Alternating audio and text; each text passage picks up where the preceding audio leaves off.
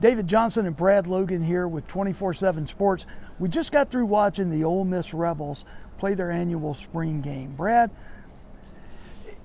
we were obviously watching the quarterbacks. Right. Luke Altmaier had the better day, hands down. Kincaid Dent probably had the best day, hands down. Not such a good day for Jackson Dart. It wasn't, and I think a lot of things can be taken from this, David. You look at this quarterback room, and it's one that's got Jackson Dart, the highly talented transfer from USC, and everybody kind of expected him to come out. Unfortunately for Jackson, he wears number 2. We all know what number 2 did last year for Ole Miss.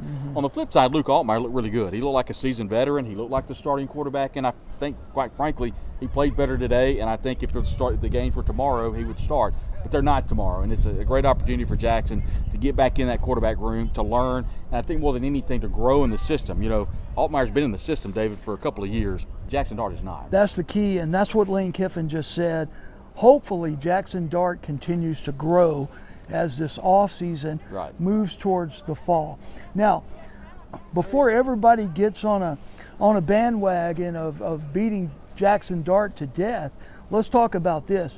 He played behind the second team offensive line today.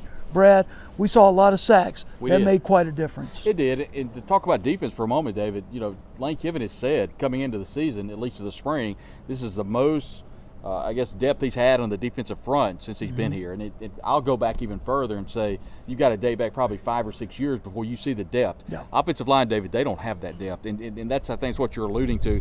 First team offensive line looks really good. Mason Brooks looked good. The transfer from Western Kentucky at left tackle.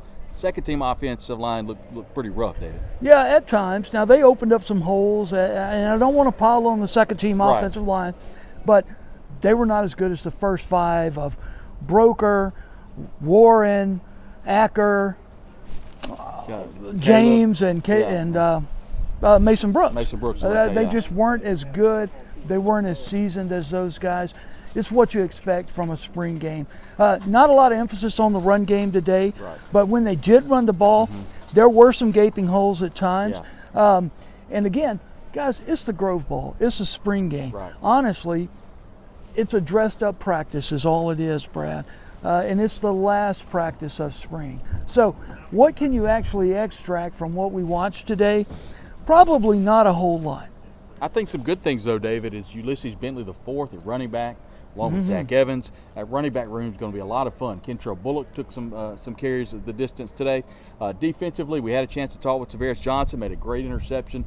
And I think looked kind of like a running back. You know, we talked to J.J. Pegues just a moment ago, the transfer from Auburn. He played both offense and defense, and we've had some other players that have gone back and forth we saw today. So it's definitely a glorified practice, but I think the number one thing I took away from today, David, is that it's going to be interesting to see this quarterback battle, and I really like the running back room. Yeah, no doubt about it. And for the record, the J.J. Pegues 2-point conversion pass, it was just scratched in the sand on the sidelines. Not called, never practiced, just get in there, he's going to throw you the ball. So that's it from Vaught-Hemingway Stadium. For Brad Logan, I'm David Johnson for 24/7 Sports.